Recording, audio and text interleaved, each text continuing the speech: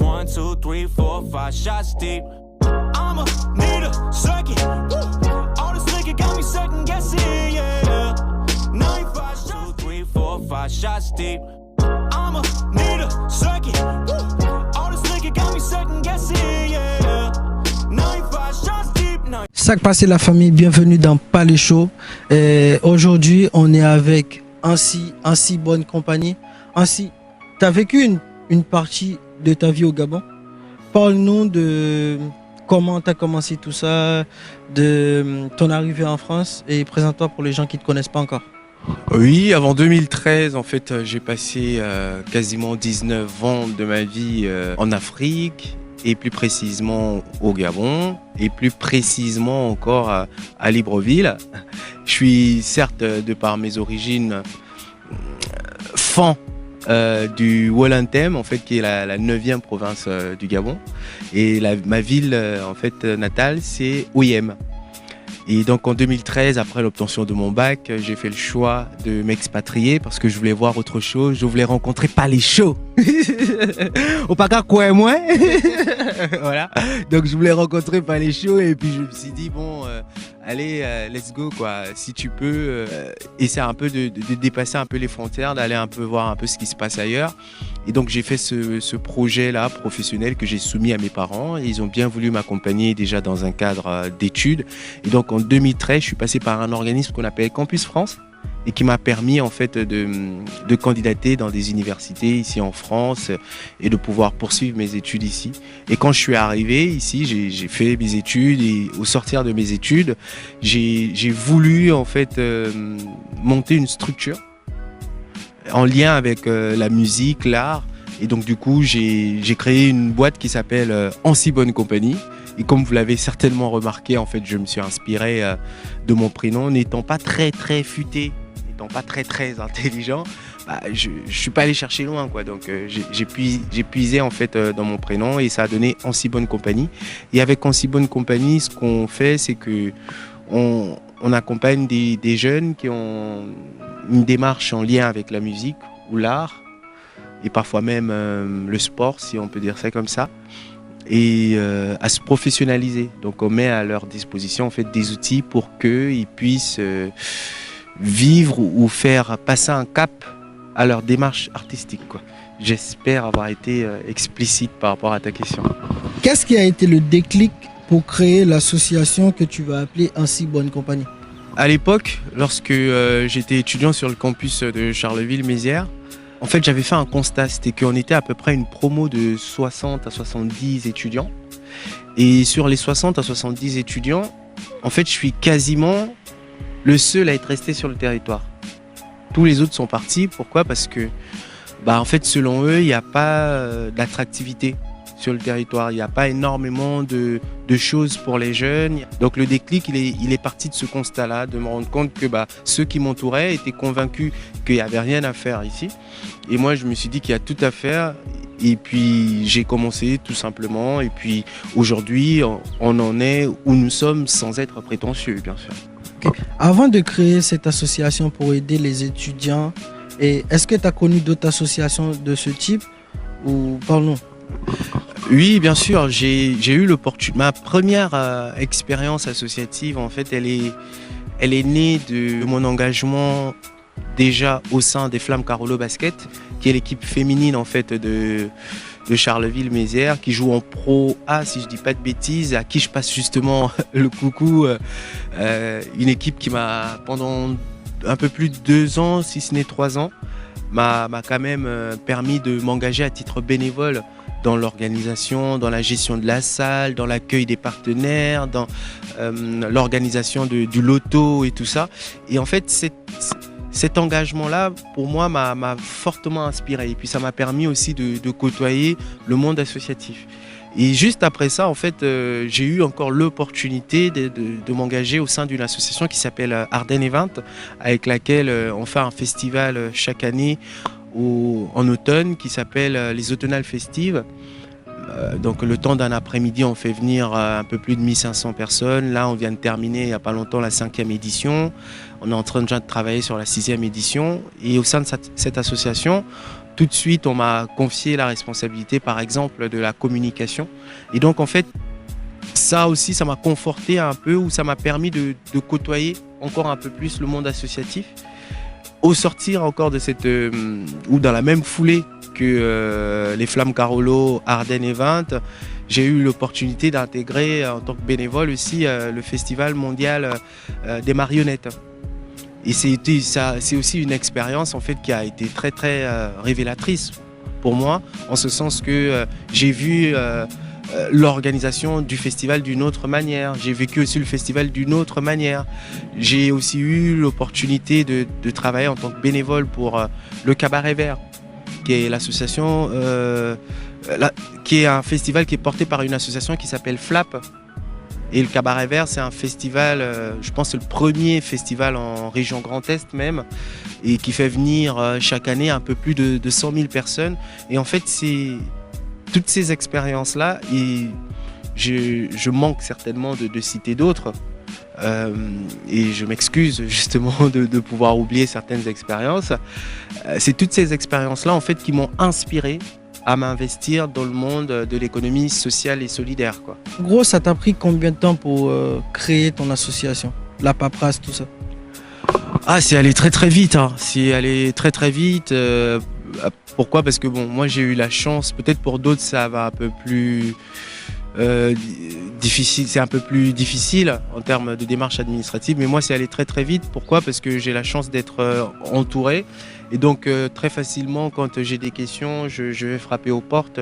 Donc je pense notamment au soutien de la Ligue de l'enseignement, je pense au soutien de monsieur Barthélémy qui est le responsable justement, si je dis pas de bêtises, de la vie associative sur Charleville.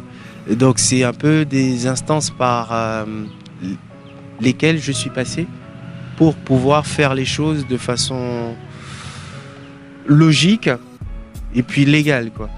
Concrètement, en termes de temps, à tout casser entre le moment où j'ai eu l'idée et le moment où la structure a existé officiellement, ça n'a pas pris 6 mois. Ça n'a pas pris 6 mois. C'est allé relativement vite. Dans le copain de l'étudiant, comment ça se passe? Quel service que vous proposez? Le copain de l'étudiant étant un dispositif de la structure Aussi Bonne Compagnie, ça se passe comment en fait? Pourquoi déjà le copain de l'étudiant? Le copain de l'étudiant parce que ça nous permet de cibler un public bien précis, qui est le public étudiant de Charleville et des Ardennes en général. Et ce qu'on offre justement à ce public, c'est déjà dans un premier temps une écoute. Et après cette écoute, on essaie de prendre aussi en considération en fait les problématiques qu'ils peuvent avoir, tant dans leur intégration sur le territoire, mais aussi dans le fait de leur proposer en fait des activités, parce qu'ils sont souvent en recherche d'activités, ces jeunes-là qui arrivent, ou ces étudiants-là. Peut-être de par le pays où ils étaient, ou la ville d'où ils venaient, où ils viennent, pardon, ils avaient des activités, par exemple, sur le plan sportif, et ils aimeraient continuer ici. Et donc nous, ce qu'on fait, c'est que de par notre immersion sur le territoire, notre réseau et nos partenaires, on facilite leur intégration dans ce sens-là. Ceux qui veulent continuer à faire du sport ou faire du sport, on oriente. Ceux qui veulent faire de la musique ou s'investir dans le domaine de l'art et tout ça, ou de la créativité, c'est pareil, on oriente et on accompagne. Au départ, on faisait beaucoup d'orientation, on faisait beaucoup jouer notre réseau. Et depuis quelques années, en fait, on commence à être autonome aussi avec la structure, en ce sens que maintenant, on a un studio d'encadrement artistique. Et dans ce studio-là, les étudiants, ils peuvent faire à la fois du son, ils peuvent faire à la fois des vidéos, ils peuvent faire à la fois de l'humour. Et donc, on a passé un cap aussi en termes d'accompagnement, quoi. Et donc, c'est un peu ça, c'est en partie ce que je viens de citer, bien sûr. C'est un peu tout ça qu'on offre à notre public à travers le dispositif Le Copain de l'étudiant. Ok, donc en gros, le copain de l'étudiant, est là pour faciliter l'intégration des jeunes étudiants étrangers sur le territoire de Charleville-Mézières. C'est ça? Étrangers à la France et étrangers aussi au territoire des Ardennes et de Charleville, quoi. D'accord. Et pour les jeunes qui sont sur le territoire de Charleville-Mézières, qui ne sont pas étrangers, et qui sont en train de décrocher de l'école ou qui veulent s'orienter au niveau artistique, sportif, comment ils peuvent s'organiser avec Ainsi Bonne Compagnie et le compagnie de l'étudiant? Très bien, et justement tu fais bien de me le rappeler. C'est un aspect que effectivement on travaille beaucoup sur cet aspect-là du public qui est déjà sur place ici, et c'est vrai que j'oublie souvent de le mettre en avant. Et oui, effectivement, il y a des jeunes sur le territoire qui ont des difficultés sur le plan scolaire, qui ont des difficultés sur le plan social, qui ont des difficultés sur le plan professionnel. Et donc nous, ce qu'on apporte à ces derniers, par exemple, ceux qui sont en situation de décrochage scolaire, c'est leur permettre en fait de raccrocher aux études ou de raccrocher à une formation, mais tout en mettant ces derniers en immersion dans pas mal de choses, de sorte à ce que la formation ou les études qu'ils font par la suite sont ciblées, sont voulues. Parce qu'on est parti aussi du constat que moi, par exemple, je sais que jusqu'à mon bac, je partais à l'école, très sincèrement, c'était pour faire plaisir aux parents, quoi. C'était pas parce que j'avais réellement envie que telle matière m'intéressait et que c'était ce que je voulais pousser et que j'allais développer en fait dans mon quotidien. Et je me dis qu'il y a certainement d'autres personnes aussi qui vivent un peu la même chose. Et pour moi, c'est un peu subir un peu sa vie, c'est un peu subir ses études. Entre-temps, je pense que le savoir, on doit prendre plaisir à l'acquérir. Et donc si un jeune, par exemple un adolescent, et par exemple il a envie d'être pâtissier ou il a envie d'être pompier et que très vite il est orienté dans ce sens-là et qu'il est stimulé dans ce sens-là, forcément il va être épanoui parce que c'est un choix qui est voulu, ça vient de lui en fait. Et donc nous on concourt beaucoup aussi à cela en travaillant en étroite collaboration avec des institutions comme la mission locale, comme le CIO et puis les établissements scolaires de Charleville. On propose aussi des ateliers de soutien scolaire, donc de remise à niveau. On permet à ces ados-là ou à ces jeunes-là de pouvoir, par exemple, avec d'autres étudiants, avec des étudiants en fonction des temps de disponibilité, d'avoir des cours supplémentaires en termes de mathématiques, de français et j'en passe, quoi. Ok, faut le rappeler aux gens que Ainsi Bonne Compagnie, c'est une association bénévole, c'est ça? Donc ça veut dire qu'en gros que vous ne faites pas payer les gens et que vous-même vous gagnez pas d'argent. Donc comment vous faites pour subvenir aux besoins de l'association? Comment vous faites pour aider les jeunes? Parce que sans argent, je vois pas comment. Effectivement. Mais après, il faut aussi partir du principe que tout n'est pas une question d'argent. Je pense que déjà le fait d'avoir la motivation, le fait d'avoir l'envie, le fait de croire en ce qu'on fait, c'est déjà une ressource importante. Et l'argent, je pense que c'est juste un plus, quoi, selon moi. Mais je suis tout à fait d'accord avec toi lorsque tu dis que c'est pas possible de faire des choses sans argent. On a l'opportunité aujourd'hui, en fait, lorsqu'on existe à titre d'association, de bénéficier du soutien, par exemple, de la mairie, de bénéficier du soutien de la région Grand Est, de bénéficier du soutien du département des Ardennes, de bénéficier du soutien du Crous. Et en fait, c'est des acteurs avec qui on travaille étroitement au quotidien et qui, par exemple, pour cet aspect financier, nous sont d'un apport vraiment considérable.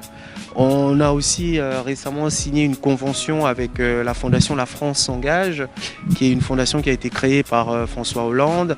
Et justement, eux, au-delà de l'aspect financier, mais ils nous accompagnent aussi sur le plan administratif, sur le plan de gestion, et ils nous aident dans notre engagement associatif ou bénévole, quoi. Mais effectivement, tu as raison. On ne gagne pas d'argent à faire ça. Il n'y a personne qui est salarié en faisant ça. On le fait parce qu'on veut être acteur de nos vies dans un premier temps et pas que spectateurs à plein temps. Il y a beaucoup de jeunes en France qui considèrent le bénévolat comme étant de l'escroquerie. D'après toi, quelle est l'importance du bénévolat dans le système actuel? Moi, je pense que l'importance du bénévolat dans le système actuel est considérable en ce sens que c'est un engagement qui parfois fait naître des vocations.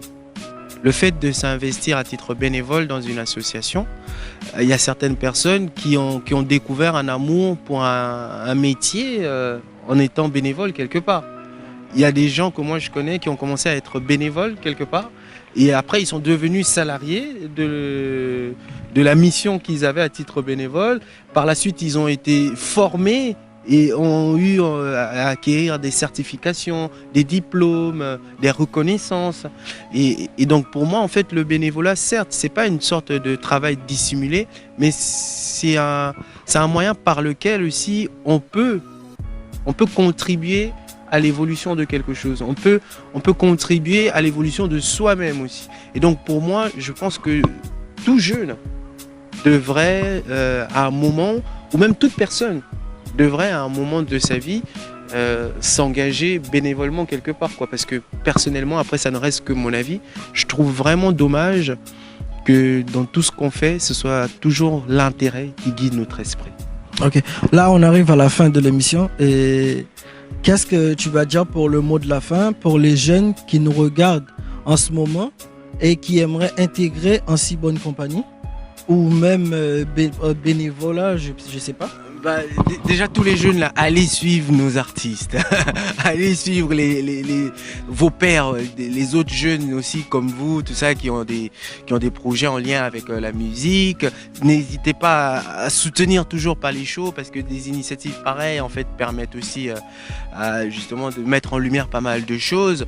Donc nos artistes, c'est Nesta Wai, c'est Smolly King, c'est Young Zav, c'est Poro, c'est MOS. C'est Banca, c'est Bishop, voilà, donc c'est tout ce monde-là et franchement, n'hésitez pas à aller regarder ce qu'on fait.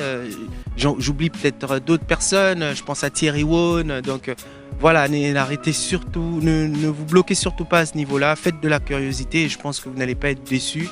Et si jamais vous ressentez le besoin de collaborer ou de travailler avec Ainsi Bonne Compagnie, normalement je pense que Palais Show se fera le plaisir de mettre les liens ou les infos pour pouvoir nous contacter dans la description de cette vidéo-là, quoi.